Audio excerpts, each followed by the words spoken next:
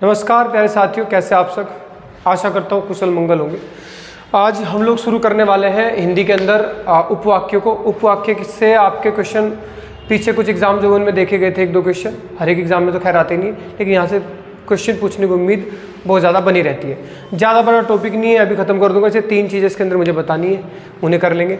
और एक आवश्यक सूचना कि जैसे आप लोगों के लिए मैंने एक रीजनिंग की वीडियो बनाई थी, मैंने चैनल पर डाल दी, उसे आप लोग जाके देखिए कि रीजनिंग को हम कैसे तैयार करें, कैसे 10 में से 10 मार्क्स हम लोग ला सकते हैं और कैसे इन 30, 33 या 35 दिन के अंदर हम लोग रीजनिंग को जल्दी से जल्दी ख़त्म कर सकते हैं। उस चीज़ पर मैंने वहाँ पर बात कर रखी है। आप उस वीडियो पर जाइए और देखिए कि कैसे हम लोग स्कोर कर सकते हैं रीजनिंग में। ठीक है, चलिए शुरू करते बिना किसी देरी के। चैप्टर का नाम है उपवाक्य। उप का मतलब क्या होता है? समीप। उपसर्ग होता ना एक ये, समीप यानी वाक्य के समीप।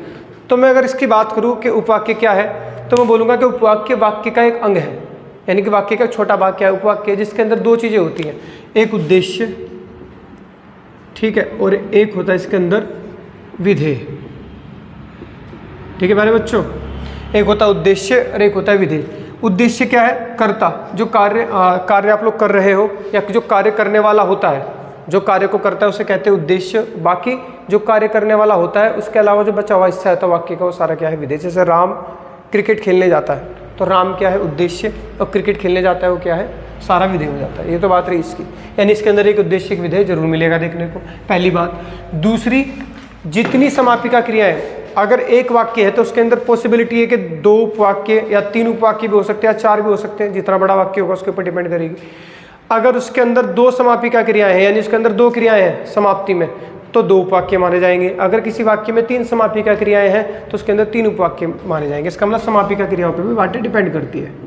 तो समापिका क्रियाएं, जितनी समापिका क्रियाएं होंगी उतने क्या होंगे? उपवाक्य होंगे। ठीक है, अब जब उपवाक्य है तो किसी भी वाक्य के अंदर एक वाक्य क्या होगा? नेता जरूर होगा। नेता क्या होता है? जो लीडर होता है, लीड करता है जो। तो उसके अंदर एक उपवाक्य जरूर अपना लीड कर रहा होगा, तो उसके हम क्या बोलेंगे? प्रधान या मुख्य उपवाक्य। और बाकी उसकी क्या करते हैं? सहायता, तो उन्हें बोल देंगे आश्रित उपवाक्य, यानी उसके ऊपर डिपेंड हो। तो 2 चीज़ें होती है, एक होता है आश्रित उपवाक्य, एक होता है प्रधान उपवाक्य। क्या क्या होता है? एक होता है प्रधान उपवाक्य और एक होता है आश्रित उपवाक्य। आश्रित उपवाक्य, ठीक है, यानी कि वाक्य में जो केंद्र बिंदु होता है, वाक्य का एक केंद्र बिंदु है, वाक्य का केंद्र बिंदु होता है क्या? आपका प्रधान उपवाक्य। और बाकी क्या होते हैं? इसकी सहायता करते हैं, बाकी इस पे आश्रित होते हैं। प्रधान उपवाक्य की सहायता करते हैं, प्रधान उपवाक्य की सहायता करते हैं। ठीक है, अगर मैं बात करूं, हमारे काम का कौन है ये? यही से क्वेश्चन पूछे जाते हैं इसी से। अगर मैं बात करूं इसके प्रकार की, तो आश्रित उपवाक्य के कितने प्रकार है? 3 प्रकार है, जिसमें से पहला प्रकार कौन सा आता है आपका? संज्ञा उपवाक्य। संज्ञा उपवाक्य। नंबर 2 विशेषण उपवाक्य। विशेषण उपवाक्य। और नंबर 3 हमारा आ जाता है क्रिया विशेषण उपवाक्य। तो सबसे पहली बात आप लोगों को जो ध्यान रखनी है मेरे लाल, वो आपको ध्यान रखनी है कि उपवाक्य जो है कितने प्रकार के होते हैं। तो कितने प्रकार के होते हैं? 3।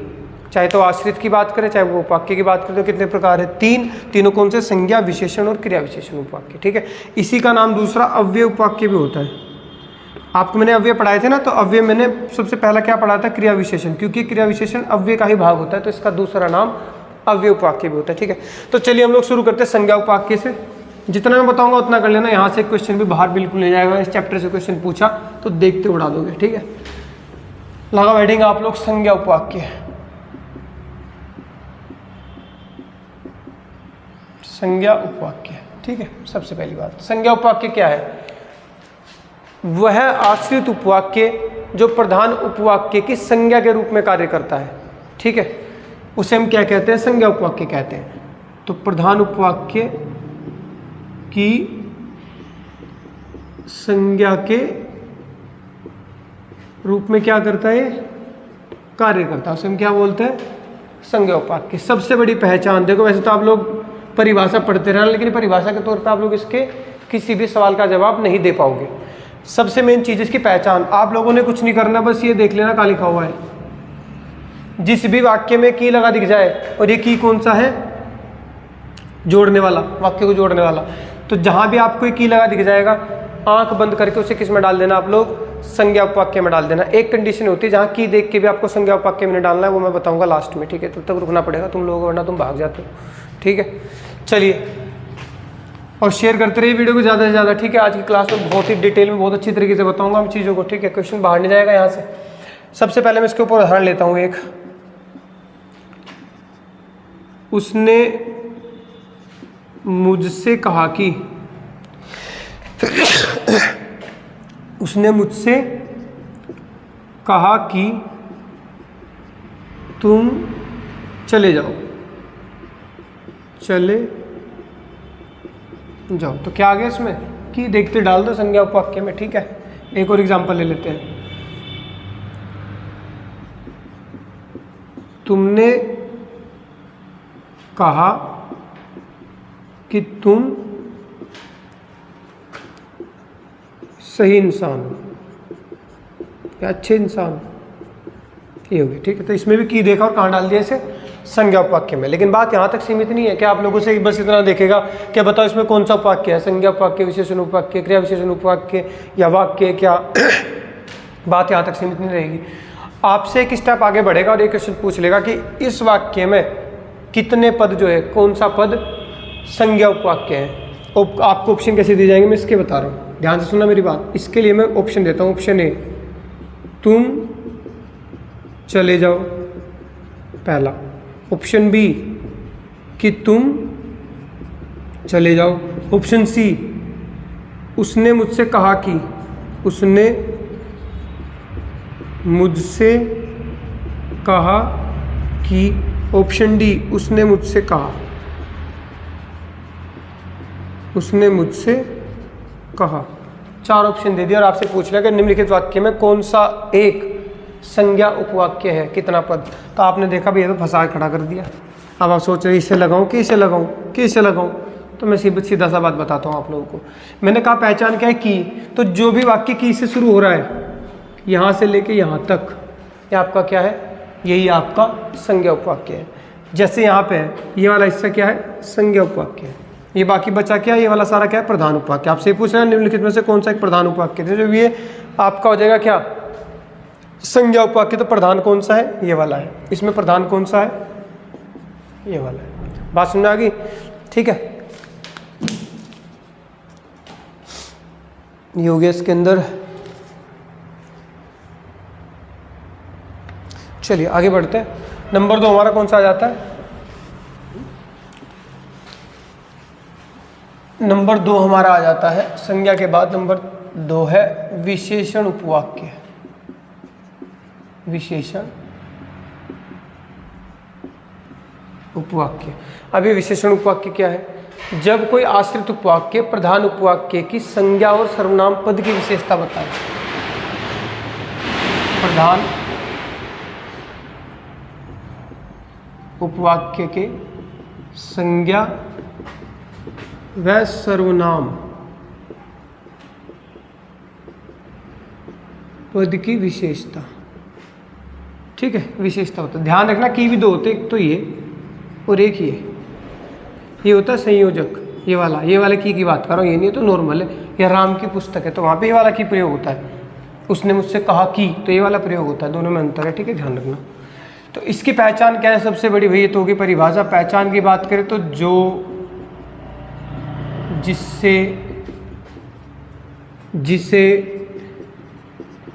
ठीक है ना, जिसका, जिनका, ये मेन तो ये है जो ज़्यादा भी याद नहीं, लेकिन जो से मिलते जुलते शब्द, जो से कौन कौन निर्मित होता है, जिससे, जिसे, जिसका, जिनका, ये सब जो से तो निर्मित होते हैं। इन्हीं की सजाती एक तरीके से जाति वाली है जो की। तो इनसे जो शब्द शुरू होते हैं वो कौन से होते हैं, आपके विशेषण उपवाक्य होते हैं, ठीक है। जैसे मैं इसका उदाहरण देता हूँ आपको। मैंने वह इंसान, वह व्यक्ति देखा जो बीमार था। ठीक है, एक इसके अंदर ले लेते हैं हम लोग, बहुत अच्छा सवाल है इसके अंदर, ये भी ऑप्शन, ये भी एक उदाहरण ले लेते हैं। वह विद्यार्थी जो कल अनुपस्थित था, जो कल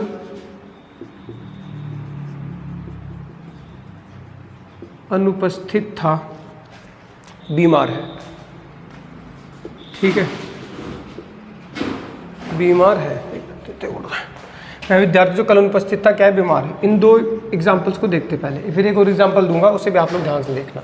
आपने देखा इसमें क्या आ गया, जो, इसमें भी आ गया जो, आपने देखते कहाँ डाल दिया, विशेषण उपवाक्य में। ठीक है, एक और इसमें एग्जाम्पल अगर मैं बनाऊं कि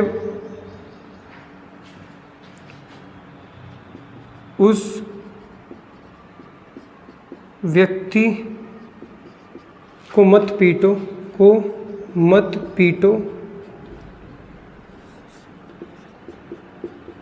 या मत पीटना जिससे तुम्हें लाभ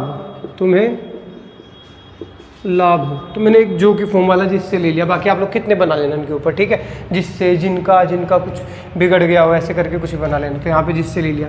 फिर से पूछेगा आपसे निम्नलिखित में विशेषण उपवाक्य कौन सा, तो जो से शुरू करो, ये रहा विशेषण उपवाक्य।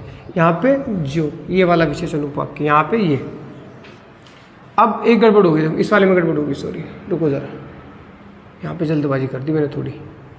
ये इसमें कौन सा है, ये वाला। लेकिन यहाँ पे आओ ज़रा, वह विद्यार्थी जो कल अनुपस्थित था, बीमार है। देखो, जो कल अनुपस्थित था, ये हो गया खत्म वाक्य। जो से आपने शुरू किया, था लग गया यहाँ पे, तो पूरा एक वाक्य बन गया ना। तो ये है उसके अंदर क्या, विशेषण उपवाक्य। बाकी जो बचा, वह विद्यार्थी बीमार है, वह विद्यार्थी बीमार है, ये आपका प्रधान उपवाक्य है। क्या है, प्रधान उपवाक्य। यानी कि जब आप जो से शुरू करोगे तो ये जरूर चेक करना कि था, रहा, था, रही, थी, होगा, होगी, ता, थे, थी, इस तरीके से वाक्य खत्म तो नहीं हो जा रहा। अगर खत्म हो जाता तो वहीं रोक देना। बाकी ये वाला ये मत सोचना कि सारा जो से शुरू करके लास्ट तक ले जाता हूँ, ऐसा मत करना। कभी कभी शुरू का और आखिर का मिला के भी प्रधान उपवाक्य बन जाते हैं। ठीक है, ध्यान रखना है। एक और एग्जाम्पल इसके अंदर मैं दे देता हूँ आप लोगों को। ठीक है,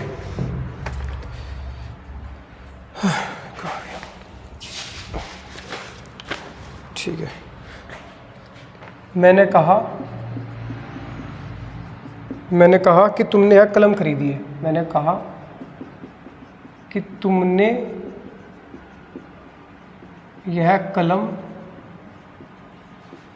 खरीदी है जो बाहर सस्ती है, जो बाहर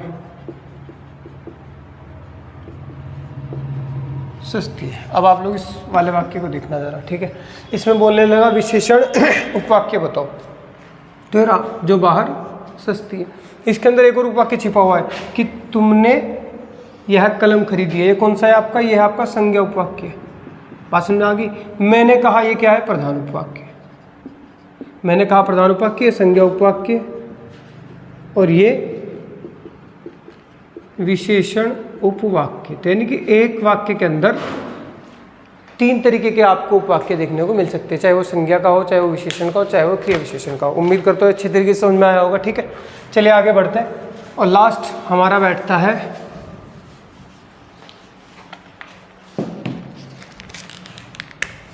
आपका क्रिया विशेषण उपवाक्य। लास्ट तक बने रहना, स्किप मत करना वीडियो। एक चीज़ बताऊंगा बहुत इंपॉर्टेंट, क्रिया विशेषण उपवाक्य। ठीक है, नंबर 3। अब देखो क्या होता है नंबर 3। क्रिया विशेषण उपवाक्य क्या है, जब यानी आश्रित उपवाक्य किसी प्रधान उपवाक्य की क्रियापद की विशेषता बताता है। क्रिया विशेषण क्या है, क्रिया की विशेषता ही तो है। तो वहाँ क्या होता है आपका क्रिया विशेषण उपवाक्य होता है। जैसे इसकी पहचान क्या है, इसकी पहचान है आपका यदि, ऐसे, वैसे, जैसे, क्योंकि, इसलिए, अगर, मगर, लेकिन, किंतु, परंतु, पर, ये सब इसी के अंदर आ जाएंगे। लेकिन मेन कौन है, तो ये, क्योंकि इस तरीके के आपके मेन शब्द है। जैसे वह ऐसे जाता है, से जाता है जैसे सावन, ठीक है। तो वह ऐसे जाता है जैसे सावन जाता है, सावन जाता है, तो जैसे, ठीक है ना। और एग्जाम्पल इसके ले लेते, देखो अतः बीच में आ जाता, बहुत सारे बैठ जाएंगे, ठीक है ना। वह मारा गया, वह मारा गया क्योंकि वह एक आतंकवादी था, एक आतंकवादी था, ठीक है ना। वह मारा गया क्योंकि वह एक क्या था, आतंकवादी था, ठीक है। ये हो जाएगा इसमें। जब वह गया तब मैं सो रहा था, ठीक है। एक ही हो गया, जब वह गया। इसमें जब तब भी आ जाता है आपको, मोस्ट इंपॉर्टेंट है जब तब भी, ठीक है। ये सारे शब्द आप लिख देखो, सिंपल सी बात है, की को छोड़ के, अब रटने वाली बात नहीं कि आप लोग रटने बैठ जाओगे। मैं सिंपल सा फंडा बता देता हूँ, की को छोड़ के और जो को छोड़ के, और जो से निर्मित जिससे, ठीक है, जिससे, जिससे, जिसका, जिसको, ऐसे शब्द छोड़ के बाकी जितने भी शब्द बचेंगे किसी वाक्य के बीच में क्रिया विशेषण में जाएंगे। बस एक ध्यान कांट मार लो, कोई दिक्कत नहीं इसमें याद रखने की, ठीक है ना। उसके बाद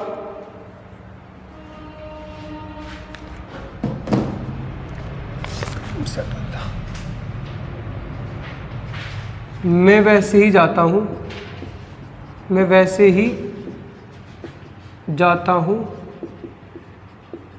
जैसे राम जाता है। और एक लास्ट और ले लेता हूँ इसके अंदर, यदि तुमने परिश्रम किया तो अवश्य सफल होगे, तो अवश्य सफल होगे, ठीक है। ये है, ये देना जरा, इंक भर देना इसमें, ठीक। देखो है इसमें, एक सेकंड रुको भाई, इंक भर दूँ जरा मैं, दोनों मार्कर खाली हो गए। उधर भी ज़बरदस्त काम चला हुआ है, इधर भी काम चला हुआ है। तुम लोगों के लिए मेहनत बहुत कर रहे हैं हम लोग, बस आप लोग अपना प्यार दिखाते रहिए। और बस देखो, हमें आपसे कोई लालच नहीं है, सिर्फ एक लालच है कि बस आप लोग वीडियो को शेयर करते रहिए और सब्सक्राइब करते रहिए, चैनल को लाइक ज़रूर कर दिया करें और एक कमेंट छोड़ दिया करें। यार आपका एक कमेंट हमें पता है कितना उत्साहित करता है, कितना प्रोत्साहन देता है आपका एक कमेंट। अगर आपको वीडियो अच्छी लगती है तो नीचे कमेंट जरूर किया कीजिए कि आपको, देखो आपको चाहे वीडियो अच्छी लगे चाहे बुरी लगे, दोनों कमेंट कीजिए। आपको जो भी प्रॉब्लम वीडियो में नज़र आती है उसे नीचे ज़रूर कमेंट किया कीजिए, ठीक है। अगर हमसे कोई गड़बड़ हो रही होगी तो हम उसे सुधारने की ज़रूर कोशिश करेंगे। चलिए देखिए ध्यान से, अब आपसे पूछा जाता है कि इसमें से आप लोगों को क्या छांटना है, क्रिया विशेषण उपवाक्य छांटना है, ठीक है। देखो जैसे वह ऐसे जाता है जैसे सावन, तो वह ऐसे जाता है, ऐसे जाता है, तो क्या आ गया, ऐसे जाता है। वैसे जैसे मत रखना इसके अंदर, ठीक है, ये हटा दो, ये मेरे धोखे से रखा गया। वह ऐसे जाता है जैसे सावन, तो ऐसे आ जाएगा इसमें। वह मारा गया क्योंकि, क्योंकि आ गया, देखो इसे ले लो यहाँ से। जब वह गया तब, जब वह गया, ये आ जाएगा, ठीक है ना। इसमें भी जब तब आ रहा है, लेकिन शुरुआत वाला जब को काउंट करना, तब वाले को काउंट मत करना, ठीक है। अगर जब शुरू में आया था तब बाद में, अगर तब से काउंट करेगा तो बनने की बात, ठीक है। चाहे इसे हटा ही लो आप लोग, छोड़ो इसे, आप लोग जब कोई रख लो बस इसके अंदर। ध्यान रखने वाली बात है जब और तब के मामले में, तो जब से शुरू करना, ऐसे वैसे में ऐसे को काउंट करना है, ठीक है। मैं वैसे ही जाता हूँ जैसे राम जाता है, वैसे ही जाता हूँ, ठीक है ना।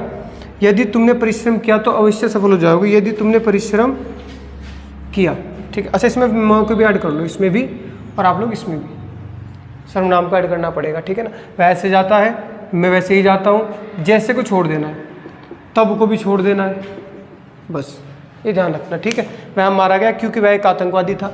वह ऐसे जाता है जैसे सावन जाता है, यदि तुमने परिश्रम किया तो अवश्य में सफल हो जाओगे, मैं वैसे ही जाता हूँ, तो जैसे को छोड़ दिया। ठीक, तो ये जो मैंने मार्क करे जो बॉक्स में लिए, ये सारे आपके क्या है, क्रिया विशेषण उपवाक्य। अब एक नोट पॉइंट बताता हूँ, देखो ध्यान से।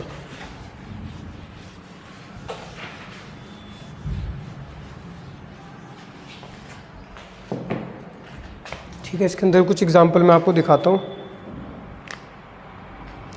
मैंने कहा, एक क्वेश्चन पूछता हूँ मैं आपसे, इसका बताना। मैंने कहा चुप रहो। चलिए इसका बताओ आप लोग, इसमें कौन सा उपवाक्य है? कमेंट करो नीचे, ईमानदारी से कमेंट करना, जिसको पता है वो ईमानदारी से कमेंट करो नीचे कि इसमें कौन सा उपवाक्य है। ठीक है, वीडियो को पॉज कर लेना, मेरे पास इतना टाइम नहीं है मैं रुकूँ, मैं बता देता हूँ उसका आंसर। आप लोग वीडियो को पॉज करके सोचना और अपना कमेंट करना, सच्चाई कमेंट करना। अगर आपका बिल्कुल एग्जैक्ट निकला तब भी देखेंगे, नहीं निकला तब भी देखेंगे। ठीक है, देखो मैंने कहा चुप रहो, तो आपने देखा ना तो इसमें यदि, ना इसमें जो, ना इसमें कि, इसमें तो कुछ भी नहीं है, तो इसे कौन से उपवाक्य में डालें? आप ध्यान से देखो, मैंने कहा कि चुप रहो, मैंने कहा कि चुप रहो। कभी कभी ऐसा होता है कि आपका जो मैंने पहचान इसमें दी है वो आपको वाक्य में देखने को नहीं मिलेगी। उस टाइम पे आप लोग कोशिश करना, उस टाइम पे अपनी तरफ से की, जो, जैसे ये शब्द डालने की कोशिश कर रहा, जो भी शब्द सेट हो जाएगा समझ जाना उसी का क्या है, वो उपवाक्य है। तो यहाँ पे की शब्द सेट बैठ रहा है, देखो मैंने कहा कि चुप हो जाओ, तो किस में चला गया है आपका? ये चला गया आपका संज्ञा उपवाक्य में। बात समझ में आ रही है? तो ये ध्यान रखने वाली बात है। कभी देख के कन्फ्यूज हो गए, यहाँ पे तो कुछ है ही नहीं, कैसे पहचानूं मैं, सर ने तो पता नहीं क्या पढ़ा दिया हमें उठपटा, ऐसा कुछ नहीं। ठीक है, दूसरा, अगर की के साथ क्या आ गया? इतना। क्या आ गया? इतना। उसने मुझे इतना, उसने मुझे इतना पीटा कि मेरे होश खराब हो गए, उसने मुझे इतना पीटा कि मेरे होश खराब हो गए। इतना भी आ गया और की भी आ गया। उस कंडीशन में संज्ञा उपवाक्य ना रह के क्या रहेगा? विशेषण। अगर इतना प्लस की आ गया तो क्या कहोगे आप लोग? कौन सा है? विशेषण। की देख के संज्ञा नहीं माना जाएगा। बात समझ में आ गई? अगर अकेला की है तो संज्ञा, लेकिन की के साथ इतना आया तो क्या है? विशेषता। भाई उसकी विशेषता बता रहा है, इतना पीटा भाई साहब, विशेषता है उसकी। बात समझ में आ गई? तो ये ध्यान रखना। तो ये चीजें थी आपकी क्या भाई? उपवाक्य के अंदर। उपवाक्य में आप लोग इतना कर लेते हो तो काम बन जाएगा। जैसे मैंने लास्ट वाले सवाल में बताया कि अगर आपको पहचान नहीं मिलती तो अपनी तरफ से वहाँ पे कोई की, जो, तो, ये सब आप लोग ऐड करके देखिए, जो बन जाएगा वही आपका आंसर हो जाएगा। ठीक है, तो अब हम आगे बढ़ते हैं और चलते हैं अपने अगले राइटर की तरफ। आपको जितने भी आपके भक्ति काल के आपके राइटर थे वो मैंने पूरे करा दिए, उसमें कुछ नहीं छोड़ा। रसखान से लेके कबीरदास, सूरदास, मीरा, तुलसीदास, सारे कंप्लीट कर दिए। आज हम बात करेंगे छायावाद के 4 कवि, महादेवी वर्मा, सुमित्रा नंदन पंत, सूर्यकांत त्रिपाठी निराला और एक आपके जयशंकर प्रसाद। चारों को एक वीडियो में कवर नहीं कर सकता, एक एक को अलग अलग लेंगे। आज हम शुरू करेंगे महादेवी वर्मा से। आप लोग हेडिंग लगा दीजिए, महादेवी वर्मा, आधुनिक युग की मीरा। ठीक है, तो महादेवी वर्मा शुरू करते हैं। वैसे तो महादेवी वर्मा ने बहुत सारी कृतियाँ लिखी हैं, बहुत सारी, लेकिन आपके एग्जाम के पॉइंट ऑफ व्यू से कौन कौन सी इंपॉर्टेंट है वो मैं लिख देता हूँ। देखिए, आप ये मत सोचिएगा कि मैं बस 5 ही लिख दूँ और 5 में से आ जाए, ऐसा भी नहीं कर सकता। जिसने बहुत ज़्यादा रचनाएं की हैं, बहुत प्रसिद्ध लेखक है, उसकी आप लोगों को ज़्यादा याद रखनी पड़ेगी, मुझे थोड़ी सी ज़्यादा लिखानी पड़ेगी, वो मेरी मजबूरी रहेगी। ठीक है, बात करते हैं हम लोग जन्म की। तो इनका जन्म हुआ था फर्रुखाबाद, उत्तर प्रदेश में। ठीक है, फर्रुखाबाद,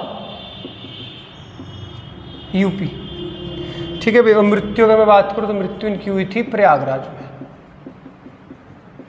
प्रयागराज मतलब उस टाइम का इलाहाबाद। ठीक है, ये बातें थी इनके बारे में। पति, पिता इनके इतने कोई खास नहीं, आपको कोई याद रखने की जरूरत नहीं है। दूसरा, इनके लिए आपको पहले मैं इनकी रचना लिखा देता हूँ, उसके बारे में क्या क्या इनकी रचनाओं के बारे में मेन बातें थी, किसके लिए इन्हें पुरस्कार मिला, वो लास्ट में बता दूँ महत्वपूर्ण तथ्य के अंतर्गत। ठीक है, तो सबसे पहले इनका मैं आप लोगों को उपनाम बता देता हूँ। इनके उपनाम भी तो बैठते इनके सही। ठीक है, उपनाम में क्या आता है इनका? उपनाम बता देता हूँ पहले। आधुनिक युग की मीरा, जैसे मैंने अभी बोला था, आधुनिक युग की मीरा। ठीक है, तो ये आपको ध्यान रखना, आधुनिक युग की मीरा इन्हें कहा जाता है। चलिए अब इनकी रचनाएं देख लेते हैं क्या क्या इंपॉर्टेंट है। आप लोगों को एक बात और ध्यान रखनी है, आप लोगों ने जब साहित्य पढ़ने पे आते हो तो निबंध भी होता है, कहानियाँ होती है, उपन्यास होते हैं, काव्य होते हैं, कविताएं होती है, संस्मरण होते हैं, यात्रा वृत्तांत होते हैं, बहुत सारी चीज़ें होती हैं। तो कभी कभी एग्जामिनर ये पूछ लेता है निम्नलिखित में से कौन सा एक उपन्यास है, कौन सा एक निबंध है। तो सच्चाई ये है कि अगर ऐसा क्वेश्चन पूछता है तो ना के बराबर आपका आंसर दिया जाता है, क्योंकि आपके लिए बहुत ही डिफिकल्ट है। पहली बात तो ये याद करना कि भाई किसकी कितनी कृतियाँ, इनकी कौन सी कृति किसकी है, फिर उसके अंदर भी याद रखना कि इनमें से कौन सा उपन्यास है, कौन सा निबंध है, कौन सा नाटक है। ये भी इम्पॉसिबल बात होती है। तो मैं सिर्फ आपको इंपोर्टेंट रचना लिखाऊंगा, वो नहीं लिखाऊंगा इनमें से उपन्यास कौन सा है कौन सा है, क्योंकि वो किसी काम का नहीं है। ठीक है, चलिए सबसे इंपॉर्टेंट एक तो इनकी निहार आती है, निहार, निर्जा, ठीक है ना, रश्मि, दीप शिखा, ठीक है, यामा बहुत इंपॉर्टेंट है, यामा, ठीक है, जिनके लिए इन्हें क्या मिला था, ज्ञानपीठ मिला था, यामा, सांध्य गीत, ठीक है, सांध्य गीत, सप्तपर्णा, सप्तपर्णा, लीलांबरा, ठीक है, कविता संग्रह इनका है। एक है मधुर मधुर मेरे दीपक जल, मधुर मधुर मेरे दीपक जल, कोशिश करूँगा याद कराने की भी आप लोगों को। ठीक है, अतीत के चलचित्र, ये भी बहुत इंपॉर्टेंट है, अतीत के जो ज़्यादा इंपॉर्टेंट है वो मैं बता दूंगा आप लोगों को, इसके अंदर भी ज़्यादा, ये भी इंपॉर्टेंट है, इसके अंदर भी इंपॉर्टेंट बता दूंगा और कौन सी ज़्यादा रहेगी। स्मृति की रेखाएं, स्मृति की रेखाएं, फिर है भक्तिन, ठीक है, पथ के साथी मेरा परिवार, पथ के साथी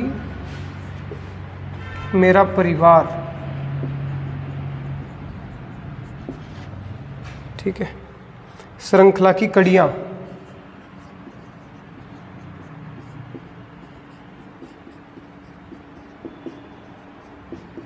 श्रृंखला की कड़ियाँ, मेरे बचपन के दिन,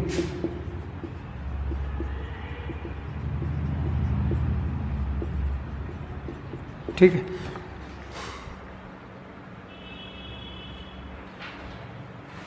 ये है आपका, ठीक है, कि उसमें प्रथम आयाम और अग्निरेखा, अग्निरेखा, बस भाई वैसे तो बहुत सारी लिख रखी है इन्होंने, आप ये कहोगे इतनी सारी कैसे याद करी, लेकिन इनसे तो कई गुना है, मैंने छांट के लिखा है। आप लोग इनमें से भी सबसे ज़्यादा इंपॉर्टेंट कौन सी है, देखो ज़रा ध्यान से देखना मेरी बात।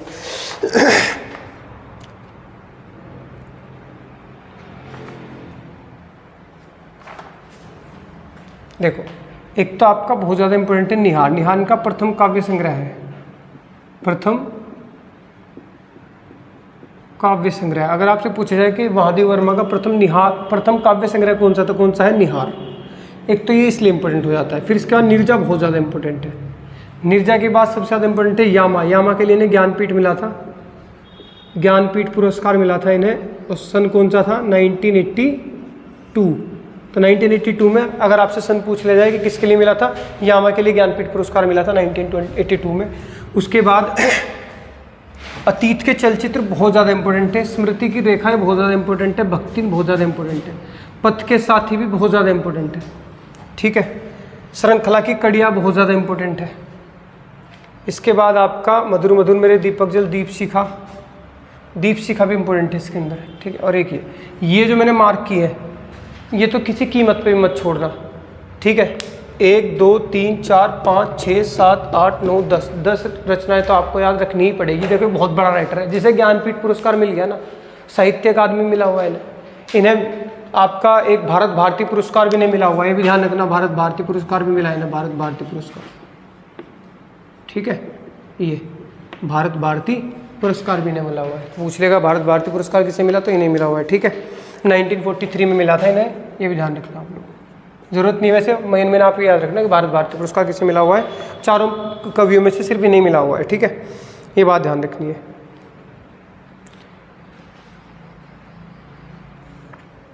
तो ये था मामला, ठीक है। प्रथम महिलाएं जिन्हें किसके, हिंदी के लिए क्या मिला था, आपको ज्ञानपीठ मिला था, तो प्रथम महिलाएं, ये भी ध्यान रखना, ज्ञानपीठ पाने वाली प्रथम महिला, ज्ञानपीठ पाने वाली प्रथम महिला। अब महिला किस में बात की मैंने? हिंदी सब भाषा में। वैसे तो इनसे पहले मिल चुका है, लेकिन वो अदर भाषा में मिला था, हिंदी में पहले ही नहीं मिला था महादेवी वर्मा कोई। ठीक है, याद कैसे रख सकते हो? थोड़ा ध्यान रखना कि महादेवी है, देवी का मतलब देवी का रूप होगी, भगवान मतलब देवी, तो वहाँ से देवी हो या निहारने का रूप मन करता है, निहारते रहो, दीप जलाओ माँ के आगे, है ना। अब उसके बाद रश्मि क्या है? रोशनी। तो माँ कैसी हो सकती है? रोशनी जैसी हो सकती है। तो यहाँ से नीलांबरा, नीलांबरा मतलब नीलांबर, नीलांबरा किससे जुड़ा हुआ है? भगवानों से जुड़ा हुआ, वहाँ से ध्यान रखना। तो ऐसे आप लोग इसे कनेक्ट कर सकते हो। भक्तिन देखो, भक्तिन भी माँ की भक्ति करते रहो, वहाँ से याद रख सकते हो आप लोग। पथ के साथी, पथ में आप जाओगे, पथ के साथी कौन है? माँ। देवी पथ की साथी होती है, आप कहीं भी जाओगे कोई पत्ती आएगी, माँ साथ देगी। ठीक है, स्मृति की रेखाएं, स्मृति की रेखाएं है ना, भाग्य किसके हाथ में है? ऐसे कर लो कि स्मृति की रेखा, ऐसे समझो भाग्य की रेखा है माँ के हाथ में, तो स्मृति की रेखा याद आ जाएगी। ठीक है, श्रृंखला की कड़ियाँ, तो ऐसे आप लोग किससे कनेक्ट कर सकते हो? महादेवी वर्मा को देवी मानो, वहाँ से कनेक्ट करके आप लोग सारी चीज़ों को याद कर सकते हो। ठीक है, तो ये इसके अंदर मेरी मोस्ट इंपॉर्टेंट बातें थी। एक दो बातें और बता देता हूँ यहाँ से।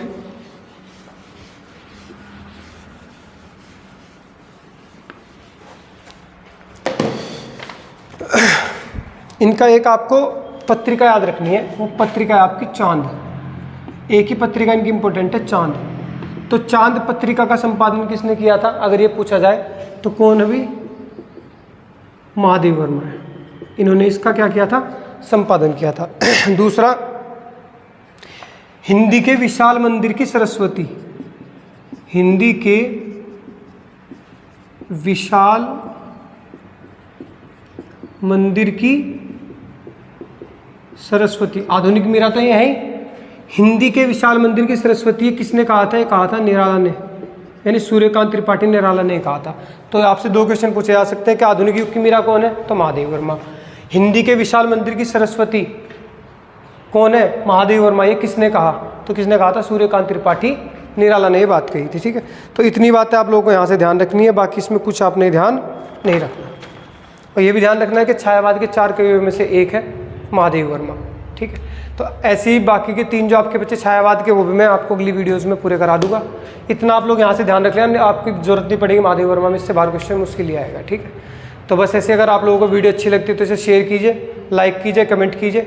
आपका एक कमेंट हमें बहुत ज़्यादा उत्साहित करता है, बहुत ज़्यादा प्रोत्साहन देता है, हिम्मत देता है कि आपके लिए ऐसी वीडियो लाते रहें। आपके जब अच्छे कमेंट आते तो हमारा भी मन करता है यार और ज़्यादा मेहनत की जाए। ठीक है, अब भले ही कमेंट आपके नेगेटिव, आपको लगता है कि हाँ भाई कुछ कमी है तो हमें बताइए, हम सुधार करने की कोशिश करेंगे। और आपको अच्छा लगता है तो अच्छे कमेंट कीजिए और कमेंट जरूर कीजिए। ठीक है, मिलते हैं नेक्स्ट वीडियो में, तब तक के लिए धन्यवाद।